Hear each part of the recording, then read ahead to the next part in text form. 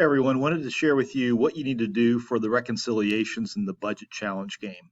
So first and foremost, you want to make sure you're back in budget challenge, and you want to make sure you've got everything paid. So again, when you're back at your student home, you want to take care of, make sure you have everything updated here, vendors with outstanding balances and pending checks should equal, make sure you don't have any dashboard alerts. So underneath your bank section, let's go back and take a look at that now. So now that we've made some payments, I made my rent payment yesterday, so that shows up here on the payment date, my payment amount. Um, as I scroll down, these are my pending checks. So we know back on our cash flow worksheet, whenever we have something set as a pending check, we need to bold that. So again, we need to make sure we have that. So you should double check this. So back on your cash flow worksheet, again, you're making these items bolded for things that you've scheduled for payment. The other thing that's important here is make sure you adjust these amounts if you change the payment date. So again, let's say for my renter's insurance, I pay this on the 23rd. I would want to move that up to the 23rd.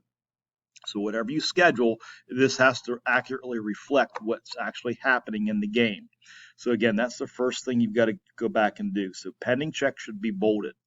And then also we should have all of the transactions listed here for the game that we anticipate. So what do I mean by that? So for example, the apartment rent. Okay, we have an apartment rent in the month of October.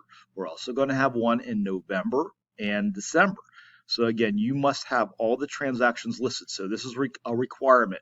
I asked you to do that a couple weeks ago, so now I'm going to be looking at every time you have the reconciliation that you have all the anticipated transactions, including your rent, okay, your auto loan, all your bills, plus your deposits. So that has to be laid out. We talked about pending checks must be bolded. And then we also have past history that we need to look at. So back on your bank, if I scroll down below pending checks, I have account activity. Now, because our games have started, not much has happened, but I have one payment that's been processed for the October rent. Okay, so again, that went out on the 21st. The amount was $824.19.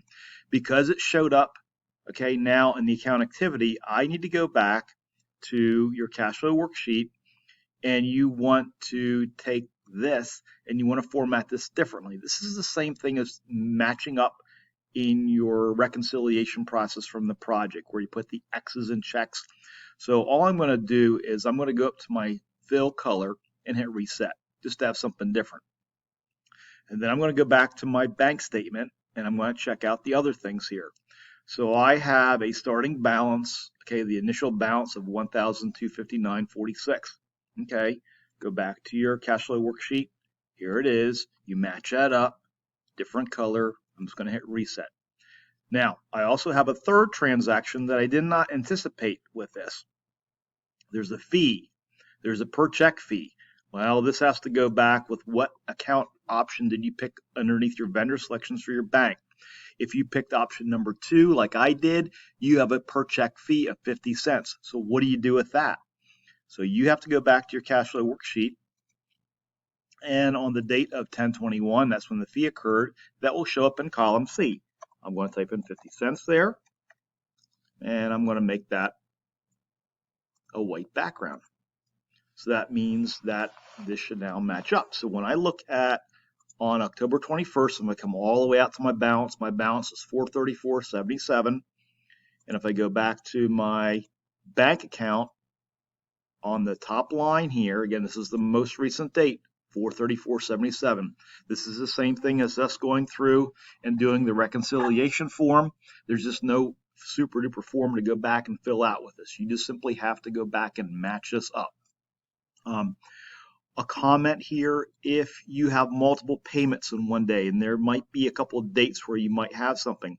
So if you have 2 items scheduled, just make this $1. Like right now, you don't have to go through, and I don't expect that you have to do this initially, that, to go back and put the 50 cents on each of the dates you have an anticipated transaction. You can sort of do that as it goes on, but make sure you're updating this. And again, make sure the balance is off or is matching. Make sure it's not off. So now what do you have to do for the reconciliation? So here's where you have to go back. And number 1, you have to do a screen capture, okay, of this page right here. I need to see your pending checks and your account activity. And I might even scroll this up a little bit further like this. I'll show you how to use the snipping tool in another video. You can also do a file print and save as PDF. That would also be fine that you can go back and do as well. So again, when you hit print, there's an option here to save as a PDF. So again, I prefer the snipping tool, but I have to be able to see the pending checks and account activity. So that's all you have to do for turning things in for the reconciliations.